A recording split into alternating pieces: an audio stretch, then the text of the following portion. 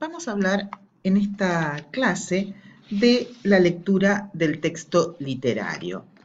La lectura del texto literario, hay que reconocer, no ha sido un objeto de estudio y no ha tenido demasiados desarrollos, ¿no? Desde una perspectiva cognitiva. Solamente las gramáticas de las historias y algunos estudios sobre la representación semántica del contenido de las narraciones se han trabajado desde este marco de análisis psicolingüístico, pero generalmente eran narraciones muy sencillas, narraciones tradicionales, y algunos de cuyos resultados hemos visto a lo largo de este tema comprensión del discurso. Ahora bien, entre los primeros en hablar de la lectura del texto literario encontramos un texto de Van Dyck de 1980, El procesamiento cognoscitivo del discurso literario, que fue publicado en la revista Acta Poética de la Universidad Nacional Autónoma de México. En este texto, Van Dyck se propone aplicar al estudio del procesamiento del discurso literario los resultados de la psicología cognitiva, de la psicolingüística, relativos a los procesos de recepción, interpretación, almacenamiento de la información textual a partir de discursos no literarios. Y tomó como referencia Van Dyck el modelo macroestructural que habían desarrollado o que venían desarrollando con Keynes. Según Van Dyck, en ese artículo que estoy mencionando, la interpretación literaria no tiene una naturaleza específica, es decir, no habría nada diferente en la lectura de los textos literarios respecto de los textos no literarios, pero de todas maneras reconocía la necesidad de investigar algunas particularidades acerca de cómo se aplican esos procedimientos generales en la interpretación del discurso literario, sobre todo tomando en cuenta las funciones pragmáticas y socioculturales de la literatura.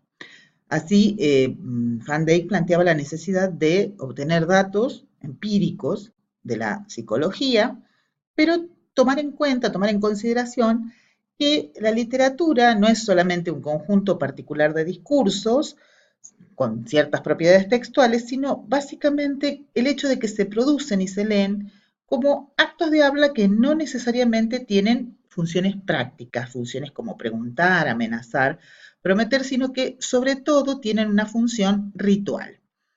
Así, dice Van Dyck, estos textos literarios funcionan en un contexto donde el hablante o el escritor básicamente se propone cambiar el conjunto valorativo del lector respecto, o sea, del texto mismo, de las propiedades textuales. Básicamente, dice Van Dyck, esta función pragmática se especifica aún más por el contexto sociocultural donde circula la comunicación literaria, donde hay participantes con diversos roles, los escritores, los lectores, los críticos, los historiógrafos, los editores, y además hay diversas instituciones, acciones, convenciones que caracterizan los marcos sociales donde se utiliza la literatura. En estos términos, dice Van Dyck, cada cultura establece qué discursos cuentan como literarios y cómo se interactúa con ellos, es decir, qué modos específicos de lectura, comprensión y uso demandan los textos literarios. Entonces, dice Van Dyck que el lector tiene que utilizar las indicaciones provenientes del libro, del texto y sus conocimientos acerca de los escritos y los editores literarios y del marco y del contexto social en que está leyendo la literatura. Y además sabe, dice Van Dyck, el lector sabe, que el escritor no trata de informarle sobre el mundo como función primordial. Entonces, dice, por eso es que en general los lectores de la literatura no nos centramos normalmente en los temas globales o en la intención del autor, sino en otras informaciones, por ejemplo, la estructura superficial, ¿sí? Ciertas operaciones fonológicas o retóricas o ciertos recursos estilísticos, en contra de lo que es la tendencia normal de la memoria, que es no prestar atención a la estructura superficial, sino a lo semántico, al significado. Ahora bien, otro de los aspectos que señala en cuanto a la superficie textual es la prominencia de ciertas oraciones o de ciertas secuencias o de ciertos detalles sobresalientes que nos permiten a los lectores recordar determinados aspectos de los textos literarios. ¿Sí? Otros aspectos que considera importantes de los textos literarios son, por ejemplo, el hecho de que comprendemos estructuras a veces que son incompletas o que tienen transformaciones semánticas o esquemáticas o que presentan falta de coherencia, y a partir de ello plantea que tenemos distintas estrategias para resolver esos problemas. Por ejemplo, en la poesía, si carece de una coherencia global, podemos ir manteniendo una interpretación parcial si no identificamos una macroestructura o un tema claro, y buscamos algún concepto común a distintas partes del texto, o vamos modificando esa interpretación parcial o tomándola en cuenta para establecer conjuntos de significados posibles, lo que conlleva, por supuesto, una gran variación interpersonal en la interpretación. Ahora bien, Van Dijk, y con este trabajo y otros, básicamente no tomaba en cuenta los aspectos emocionales en la literatura, es decir, todos los procesos que explicaba eran procesos fundamentalmente cognitivos. Recién Nepkens y Swan, en diversos trabajos, trataron de dar cuenta de la función de la emoción en la lectura literaria. ¿Sí? Estos autores básicamente partieron de los modelos diseñados para la comprensión de textos en general y trataron de incorporar aspectos relativos a la emoción. ¿Sí? Bueno, ellos, Nepkins y Swan, toman el modelo de Van Dijk y Kitsch de 1983, pero agregan que la experiencia emocional puede influir en el procesamiento cognitivo porque tiene funciones de selección y respaldo. Es decir, las emociones hacen que concentremos nuestra atención en ciertos tipos de información del texto en detrimento de otros. Es decir, según nuestro interés, seleccionamos ciertos aspectos dentro del texto literario y además, cuando hay dificultades, sobre todo en los textos vagos o muy abstractos, esa emoción cumple una función de respaldo y es la que nos permite seguir leyendo. Además, Nepkins y Swan distinguen dos tipos de emociones en la literatura. Las emociones F, es decir, las que se vinculan con los eventos en el mundo ficcional.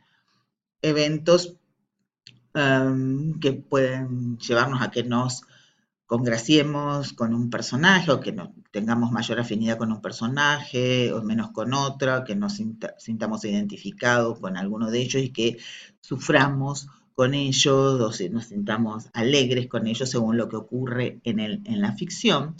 Y después habla también de las emociones A, que se deben a las características del artefacto literario. Y además van identificando estos tipos de emociones según los distintos niveles de representación textual. Es decir, las emociones que se relacionan con la estructura superficial, las emociones que se relacionan con el texto base, las emociones que se relacionan con el modelo de situación. Pero, como decíamos, Nepkins y Swan todavía toman como modelo una teoría del procesamiento del discurso que originalmente se había aplicado a la comprensión del discurso no literario. En cambio, Maya Likuiken, a diferencia de los anteriores, consideran que los abordajes para explicar la comprensión textual basados en las teorías diseñadas para la prosa no literaria no pueden dar cuenta de la respuesta literaria, sobre todo porque los textos literarios tienen características especiales y una gran complejidad y además complejidad que se dan en diversos niveles y desviaciones significativas que también se dan en diversos niveles respecto de la prosa no literaria. Entonces, lo que estos autores proponen es que la respuesta literaria está guiada por el afecto, por la emoción, y que el significado de los textos literarios no se comprende si solamente se tienen en cuenta las operaciones para los textos no literarios, porque hay que tener en cuenta qué efectos tienen los dispositivos narrativos y estilísticos en los sentimientos y en las interpretaciones individuales. Así ellos dicen que la emoción o el efecto son aspectos autorreferenciales, ¿sí? Y lo que hacemos entonces es que aplicamos a la comprensión del texto nuestras propias experiencias, nuestras propias evaluaciones, nuestras propias perspectivas. También hacen una clasificación de los tipos de emoción que puede tener el lector durante la lectura de un texto literario y las separan en 4 niveles o 4 dominios. Tenemos emociones evaluativas que se vinculan con la reacción al texto como un todo, es decir, si un texto nos divierte o si un texto nos genera suspenso o nos aburre.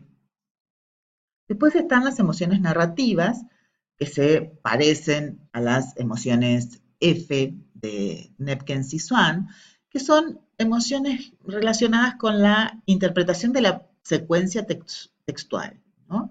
Es decir, con lo que pasa, con los hechos que se suceden en la narración. Y además dice, bueno, estas emociones son importantes para la construcción del modelo de situación. Después están las emociones estéticas, que se relacionan con, con la evaluación del placer estético, ¿no? Es decir, que los componentes formales de los textos literarios y el placer que nos pueden producir en su lectura. Y por último, el aspecto más importante y que ellos destacan son las emociones autoestructurantes. Este punto para ellos es el característico de la respuesta literaria. Consisten en la posibilidad de modificar o reorganizar nuestra comprensión como lectores acerca del mundo y modificar nuestra concepción del mundo y nuestra autoconciencia a partir de la lectura literaria. Entonces, estos autores dicen que hay ciertos rasgos estilísticos de los textos que activan o que evocan sentimientos en los lectores y básicamente lo que producen es un efecto psicológico de desfamiliarización. Es decir, el lector encuentra como no familiares referentes o conceptos prototípicos, ¿sí? Porque hay dispositivos estilísticos que obligan a ese lector a reinterpretar los referentes y los conceptos prototípicos de modos no prototípicos, es decir, reubicarlos desde una nueva perspectiva que puede crearse durante la lectura. Sí, esta noción se aproxima a la noción de extrañamiento del formalismo ruso y también del romanticismo, ¿no? Entonces, dicen que la técnica de la literatura es utilizar ciertos dispositivos de destaque, ¿sí? Y esos dispositivos de destaque hacen extraños los objetos, dificultan las formas lingüísticas, eh, también modifican nuestra percepción, justamente provocando la desfamiliarización, y entonces esto desafía la economía de la comprensión común de los textos no literarios, ¿no? O sea, con los textos no literarios, en general, nuestro procesamiento tiende a ser económico y a extraer aquellos significados básicos del texto. En el caso de los textos no literarios, dicen Mayall y Quicker, nuestra comprensión no es económica, sino que esta desfamiliarización, estos dispositivos de destaque enriquecen nuestra percepción y además justamente facilitan esos cambios en nuestras perspectivas personales. Algunos de los dispositivos de destaque que mencionan son los que aparecen en el cuadro que tienen allí. Es decir, hay aspectos fonéticos, aspectos gramaticales y aspectos semánticos que provocan estos extrañamientos, los viejos recursos estilísticos que estudiaba la estilística, ¿no? Como por ejemplo, se repiten ciertas estructuras de frase o hay repeticiones sintácticas, la rima o la aparición de palabras recurrentes, ¿sí? En el caso de los paralelismos. Y si no, en cuanto a la desviación, bueno, las desviaciones métricas o las elipsis en el caso de lo gramatical, o el uso de metáforas y metonimias u otros recursos en el aspecto semántico. Entonces, con esta postura, Mayall-Quicken lo que proponen es estudiar empíricamente, es decir, porque están en el marco de la psicología cognitiva, de modo que hacen una investigación empírica, pero a partir de lectores ordinarios. Es decir, ellos se distancian de la teoría literaria y cultural y dicen que hay que prestar mayor atención a lo que sabe el lector ordinario y a sus intereses, a sus experiencias reales de lectura. Coinciden también o piensan que la lectura literaria no es meramente convencional, ¿sí? Es decir, no necesariamente lo único que define algo como literario es una convención cultural, sino que hay ciertos aspectos de desviación del texto literario con respecto al lenguaje común que hacen que se produzcan esos efectos literarios, esos efectos de sentido y justamente nuestra competencia lingüística sobre el lenguaje común, o los lectores ordinarios la tienen, pueden percibir entonces esas desviaciones. Y bueno, además insisten en que el valor mayor de la literatura radica en poner en cuestión nuestros esquemas de interpretación y reconsiderar a partir de allí nuestros sistemas de convicciones, nuestros sistemas de valores, porque justamente en la literatura nos enfrentamos a perspectivas alternativas sobre nosotros mismos y sobre nuestro entorno social y natural. Bueno, tienen para leer y profundizar sobre estos modelos en un trabajo inédito que hice hace ya un tiempo, en el año 2013, que se llama El componente emocional de la lectura literaria, donde básicamente lo que hago es sintetizar la propuesta de estos autores.